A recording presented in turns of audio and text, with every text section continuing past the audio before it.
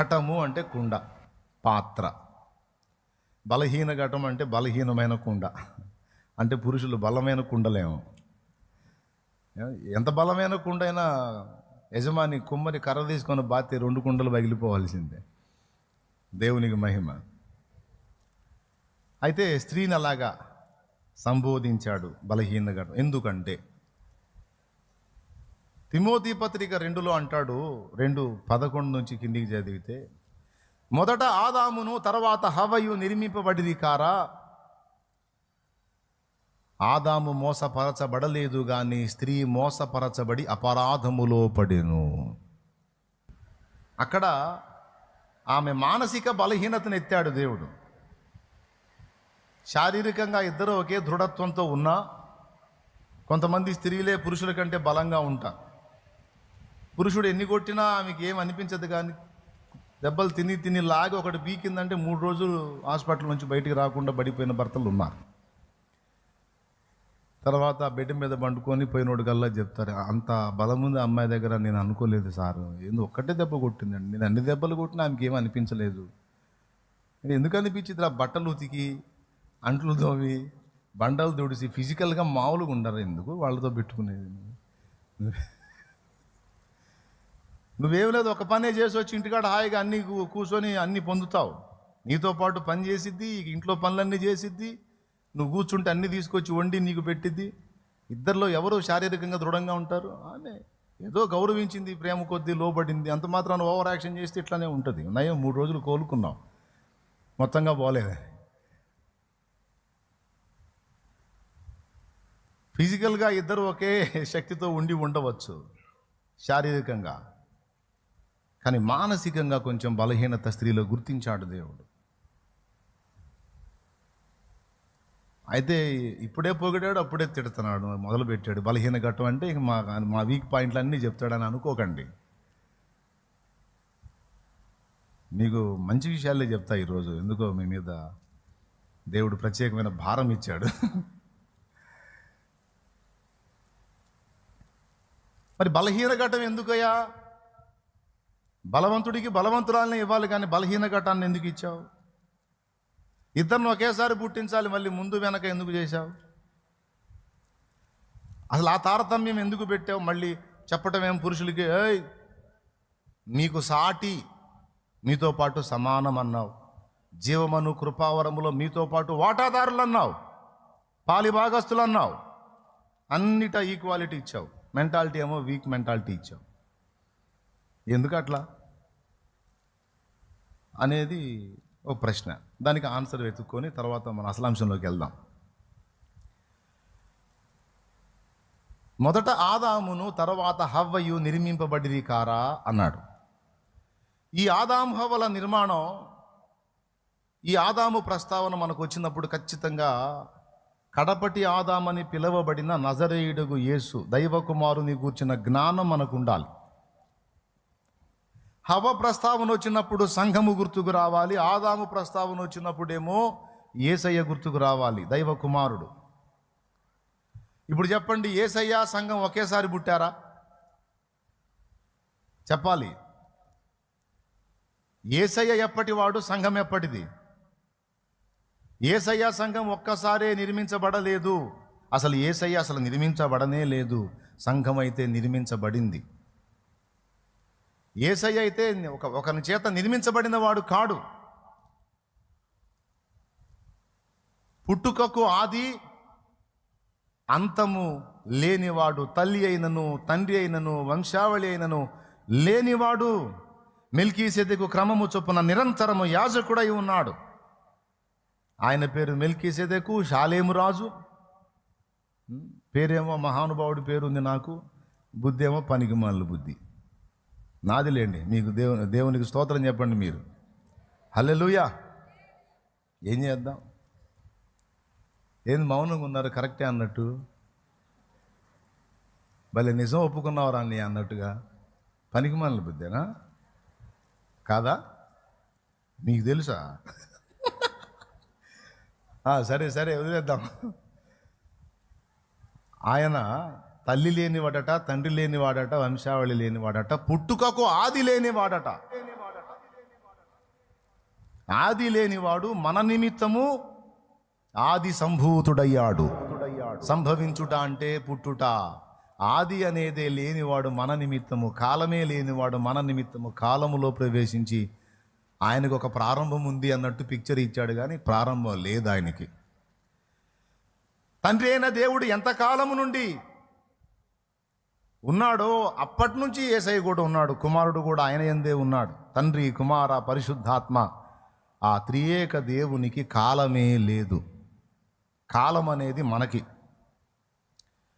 అది కూడా ఒక కాలం అనేది స్టార్ట్ అయిందంటే ఒక ముగింపు కూడా ఉంటుంది మనకి. దేవునికి కాలము లేదని ఎందుకన్నానంటే, కాలం అనేది ఉంటే ముగింపు ఉంటుంది, దేవునికి కాలము లేదు అంటే ముగింపు కూడా లేదు. సరే, ఇది మీకు అర్థమైంది అనుకుంటాను. అర్థం కాకపోతే ఇంటికి పోయాక మళ్ళీ ఒకసారి పెట్టుకొని ఆ మొక్క వినండి, 4-5 సార్లు వినండి, అప్పుడు ఎక్కిద్ది.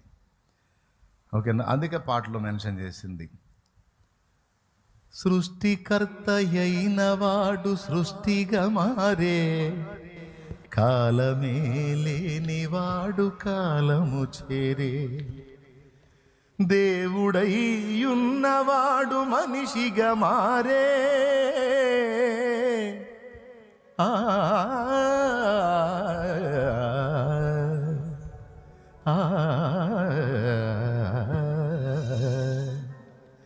దేవుడై ఉన్నవాడు మనిషిగా మారే, దేవుడై ఉన్నవాడు మనిషిగా మారే, మాతృగర్భమందు చేరి ఆటలు ఆడే, మాతృగర్భమందు చేరి ఆటలు ఆడే, ఆటలు ఆడే, వీచే గాలి స్వాగతమనియే, వెలిగే తార సందడి చేసే. దేవునికి మహిమ. ఇప్పుడు చెప్పండి, ఆయన ముందా సంఘం ముందా? ఇద్దరు ఒకసారేనా? ఆయనకు ఆది అంతం లేదు, సంఘానికి కూడా ఆది అంతం లేదా? కాబట్టి మొదట ఆదామును, తరువాత హవ్వయు, అది పద్ధతి. అందుకే ముందు ఆదామును చేసి కొంత టైం తీసుకొని హవ్వను చేశాడు.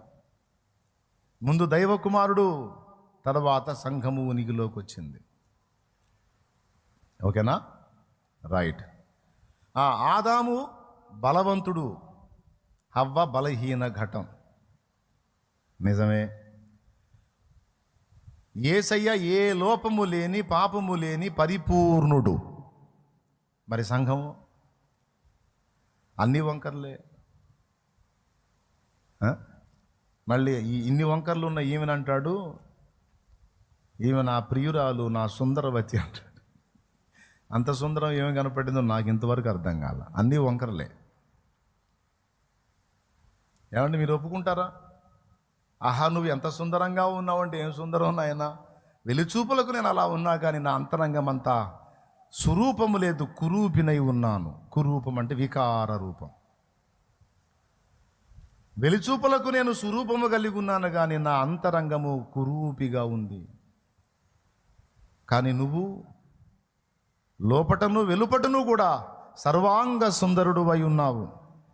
పాలతో కడిగిన నయనాలు గలవాడు, పాలతో కడిగిన నయనాలు గలవాడు, విలువగు రతనాల వలె పొదిగిన కనులు, పాలతో కడిగిన నయనాలు గలవాడు, విలువగు రతనాల వలె పొదిగిన కనులు, కలుషము కడిగిన కమలాల కనుదోయి,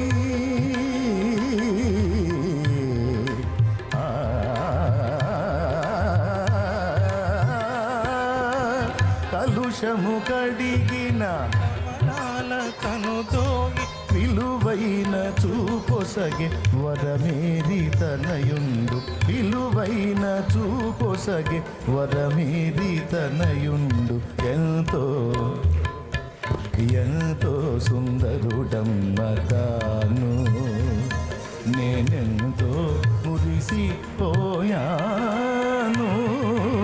ఎంతో సుందరుడమ్మ తాను. మన గురించి పాడుకుందామా?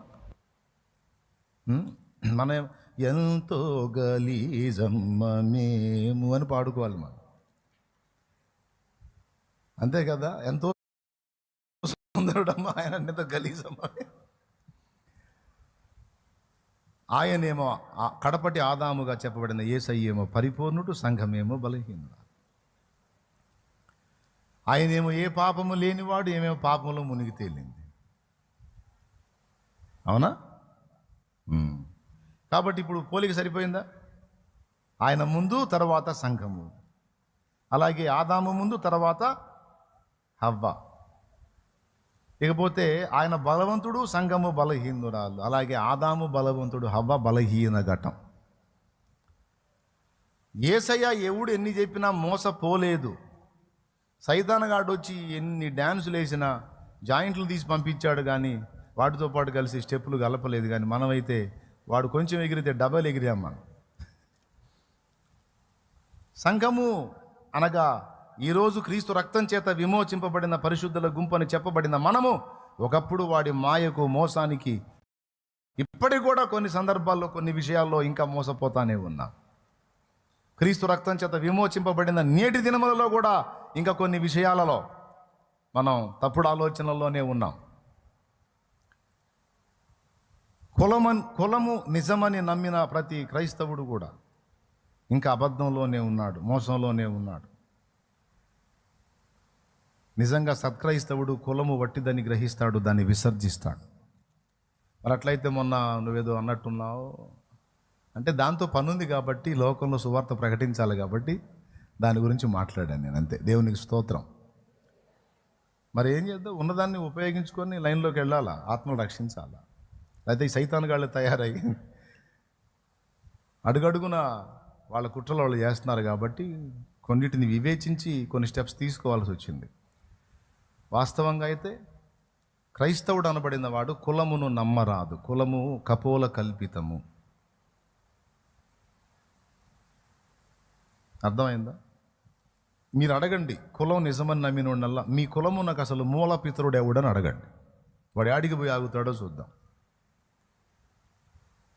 నదులన్నీ కలిసి సముద్రంలో చేరినట్టు,